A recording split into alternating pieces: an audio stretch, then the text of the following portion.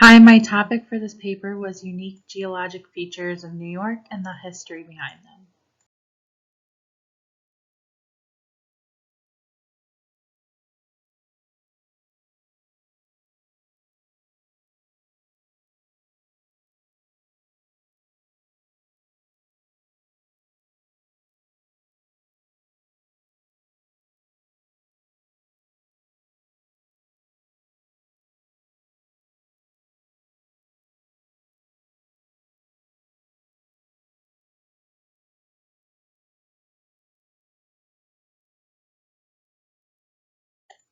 Why I chose this topic? I chose this topic because the Adirondacks, the Finger Lakes, and Niagara Falls are all really unique areas to go and visit. I've been to all three, Niagara Falls as close as last summer for the first time.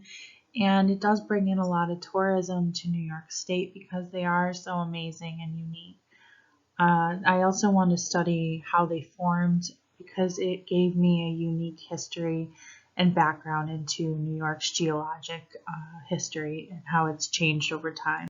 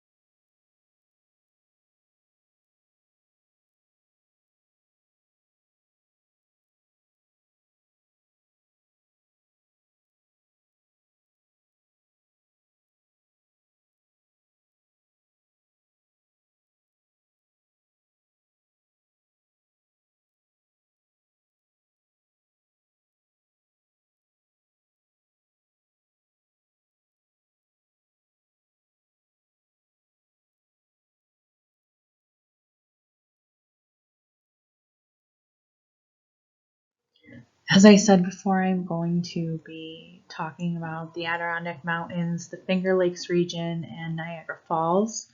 While their formations weren't that unique compared to other geological features worldwide, what they've become is really unique.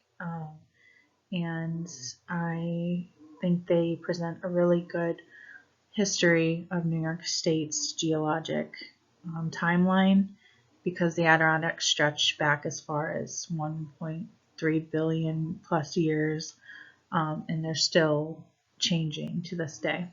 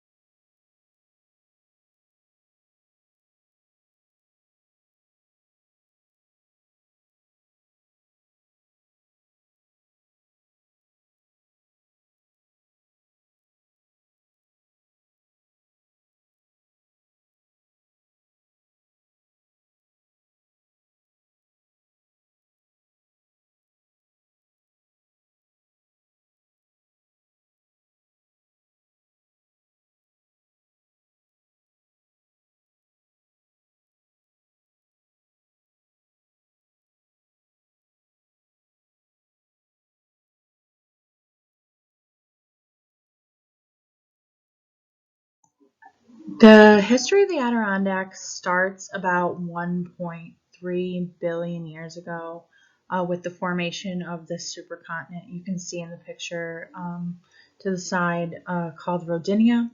At this time, there was a lot of plate movement causing a lot of orogenies, which are the formation of these mountain ranges just from like intense upward displacement of the Earth's crust. There was a lot of folding and thrust faulting and just compressional, just normal mountain building events.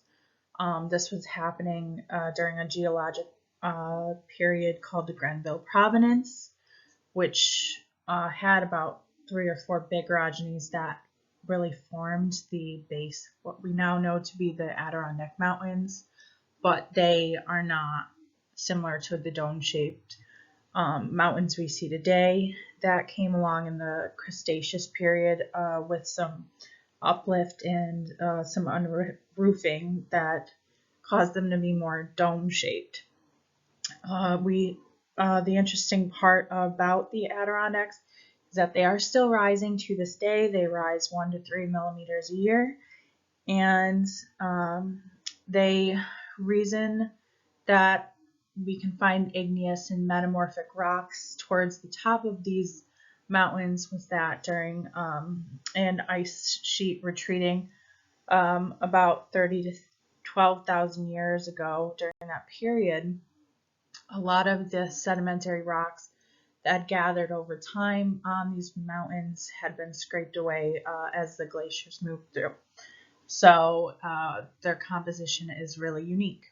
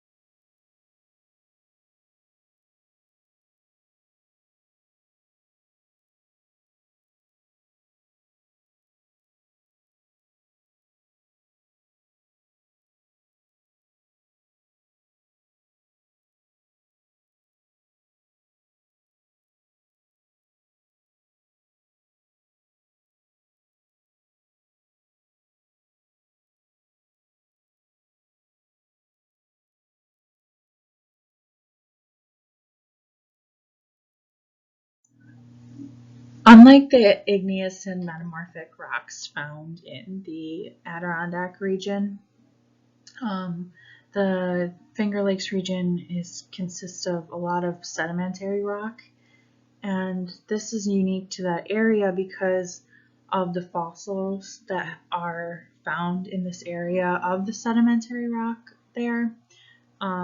It paints a story that New York was at one time under an ancient sea around 550 million years ago and remained underwater for around 325 million years. The reason we know this is because the fossils found there are mostly of ancient sea creatures that would not have been able to survive on land. So, and they continued to collect there under layers of sediments like mud, sand, lime, and salt, and that's why the area mostly is consisted of limestone, shale, and sandstone at this time. The formation of the Finger Lakes themselves happened as a result of the movement of glaciers scraping out these V-shaped valleys that were there at the time and making them wider and leaving deposits that dammed up streams that filled in these lakes. And that happened around 10,000 years ago.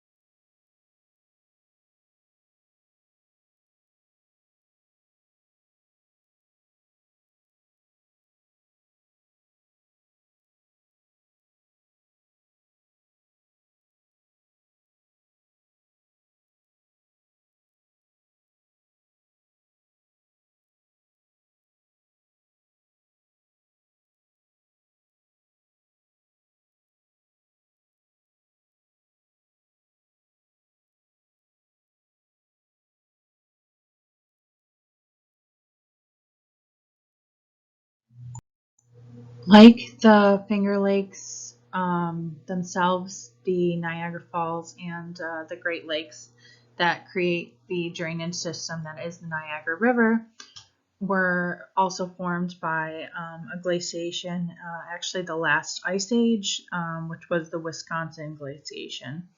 And this is when glaciers retreated south about 16,000 years ago. As this occurred, the water from the Great Lakes needed somewhere to drain, and that was their drain was the Niagara River. So around 12,000 years ago, the water started flowing over what's called the Niagara Escarpment, which is escarpment is just the cliffs that were formed by erosion.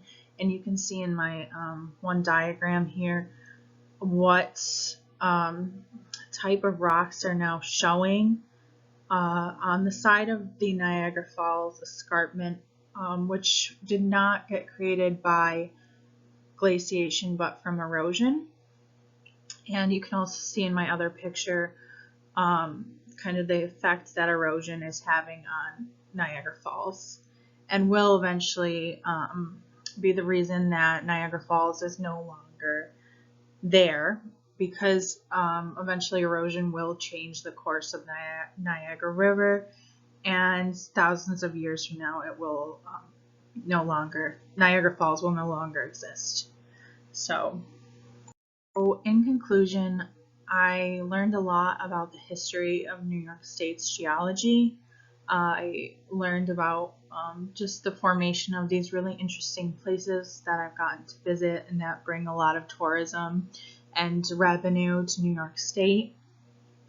And I think that it was really interesting to look back as far as 1.3 billion years ago to just the changes that are happening today with the Adirondack Mountains and the Niagara River, and kind of seeing that someday there may be a different landscape than what you and I get to see today.